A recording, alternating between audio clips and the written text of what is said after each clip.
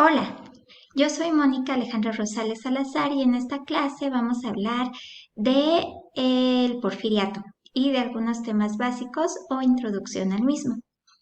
Al centro, como se darán cuenta, tenemos una caricatura política del porfiriato y después, con lo que expliquemos en estas clases, ustedes podrán interpretarla. ¿Qué pasa con el sistema político del porfiriato?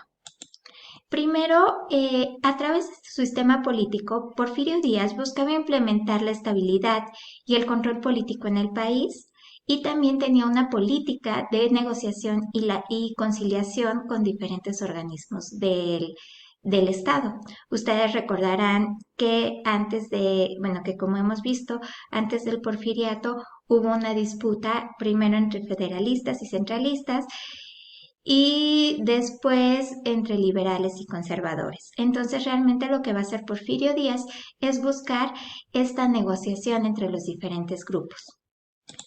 Los elementos del sistema político porfirista son la centralización del poder, el autoritarismo, la conciliación con los grupos políticos y regionales, la representación en las situaciones de sedición y revueltas, el control sobre los medios y el sistema electoral y la filosofía positiva o positivismo. Además, hablando un poco más de esta conciliación política, esto le permitiría lograr una paz y una estabilidad y con esto se fomentaría la economía y también se posibilitaría la inversión extranjera. Ustedes solo piensen ahorita con eh, las elecciones que recientemente vivimos en el país, cómo es que los mercados se movieron, hubo como un movimiento del peso frente al dólar. ¿Por qué? Porque había cierta incertidumbre, o sea, no había una estabilidad, ¿no? Desde aquí viene la necesidad de establecer una estabilidad. Otro elemento de la conciliación política era mantener los privilegios y alianzas con los grupos políticos del país, y esto hizo que se mantuvieran cohesionados a los diferentes grupos liberales. También estudiamos que al terminar el Segundo Imperio y la Guerra de Reforma, no solo había un grupo liberal, sino que estaban tres grupos, ¿no? Los que estaban con Porfirio Díaz, los que estaban con Lerdo de Tejada y los que estaban con Benito Juárez. Y finalmente lograr la conciliación con la Iglesia Católica.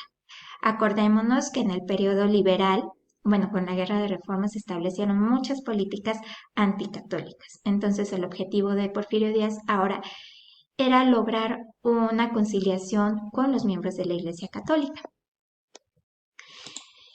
La conciliación de Díaz con la Iglesia Católica, bueno, tiene que ver con que no solamente hay esta conciliación, sino que también la misma Iglesia Católica empieza una reestructuración institucional y también se restablecen las órdenes religiosas que habían quedado suprimidas, acuérdense, durante el periodo liberal. Y también se crearon nuevas órdenes religiosas. Por ejemplo, en ese momento tenemos la llegada, o no la llegada como tal, pero va a fomentarla, que en 1904, por ejemplo, lleguen órdenes como los Hermanos de la Salle. Bueno, también se crearon nuevos obispados en varios estados de la República y se aumentó el número de templos católicos. Ligado a esto que les decía, por ejemplo, de los Hermanos de la Salle, bueno, que son de San Juan Bautista de la Salle, no solamente ellos vienen a crear una escuela, sino también crean un templo especial para ellos. Entonces, esta política de conciliación la podemos ver reflejada, al menos en la ciudad de Puebla. Pero no solamente buscaba esta conciliación con los grupos católicos, sino también con otras confesiones religiosas. Así se incrementa el número de escuelas y centros de enseñanza religiosa. Ya les hablaba de que los lasallistas llegan, pero por otro lado tenemos otra confesión religiosa que gracias al porfiriato se establece, que son los metodistas. Y en el caso de Puebla, por ejemplo, tenemos que crean su institución, el Instituto Mexicano Madero, que lleva 150 años, ¿no? Pero la política de Porfirio Díaz es la que impulsa esta creación. Y bueno, además de eso, Porfirio Díaz va a controlar a todos los gobernadores del país, siempre, bueno, siempre con el hecho de que ellos sostengan su gobierno, o sea, lo sostengan a él en la presidencia.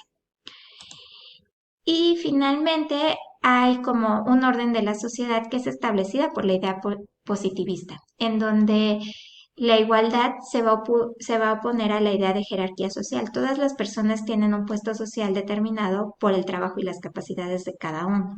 ¿Sale?